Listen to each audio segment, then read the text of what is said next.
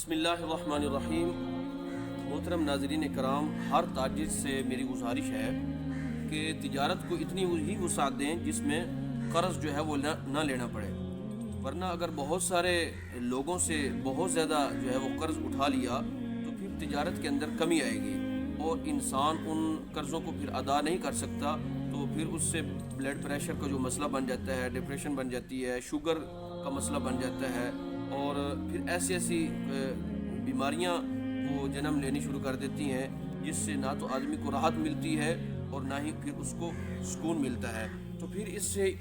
جو مالک حضرات ہوتے ہیں، جو تاجر ہوتے ہیں، پھر جو ان کے متحد لوگ ہوتے ہیں، پھر ان کے اوپر وہ مختلف طرح سے جو ہے وہ پریشر ڈالنا شروع کر دیتے ہیں اور پھر وہ بے جا غصہ کرتے ہیں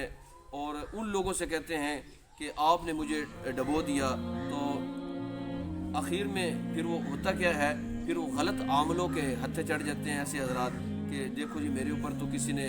جادو کر دیا ہے، میرا تو رزق کسی نے بند کر دیا ہے، میرا کاروبار جو ہے وہ ٹھپ ہو گیا ہے۔ تو اس سے پھر اس کے ایمان کا جو ہے وہ بھی خسارہ ہوتا ہے۔ تو ان کا حل کیا ہے؟ ان سب چیزوں کا حل جو ہے وہ ایک آسان سا حل ہے کہ کاروبار کو بڑھانے کے لیے ہرگز بھی آپ جو ہے نا وہ قرض نہ لیں۔ جتنا اللہ تعالیٰ نے کاروبار دیا ہے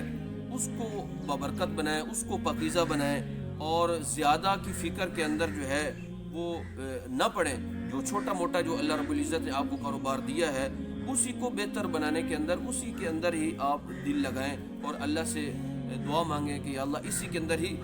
برکت ڈال دیں۔ اپنے اخراجات جو ہیں وہ آمدنی سے کم رکھیں۔ آپ کی آمدن 10,000 ہے تو اگر آپ کے اخراجات 15,000 روپے ماہانہ ہیں تو پھر ظاہری بات ہے آپ کو پریشانی اٹھانی پڑے گی۔ تو لہٰذا انسان کے جو اخراجات ہیں وہ تو اس کے بس کے اندر ہیں، وہ تو چلو روزی تو اس کے بس میں نہیں ہے کہ ایک آدمی لاکھ ہی کما سکے، مگر اس کو یہ تو پتا ہے کہ میں 10,000 کماتا ہوں، 15,000 کماتا ہوں، تو مجھے اس کے اندر ہی جو ہے وہ سارے معاملات دیکھنے ہوں گے۔ تو جتنا اللہ نے دیا ہے اس کے اوپر شکر ادا کرنا چاہیے اور اللہ کی نعمتوں کا شکر ادا کرنا چاہیے۔ جب انسان اللہ کی نعمتوں کا شکر ادا کرتا ہے تو اللہ تبارک و تعالیٰ اس کو مزید عطا فرماتے ہیں۔ حضور نبی کریم صلی اللہ علیہ وسلم کا ارشاد ہے کہ خوشخبری ہو اس کے لیے کہ جس کو اسلام کی ہدایت دی گئی ہو اور اس کا گزر بسر جو ہے وہ ضرورت کے مطابق ہے اور اس نے اللہ تعالیٰ کی توفیق سے اس پر قناعت کی۔ تو اس حدیث شریف میں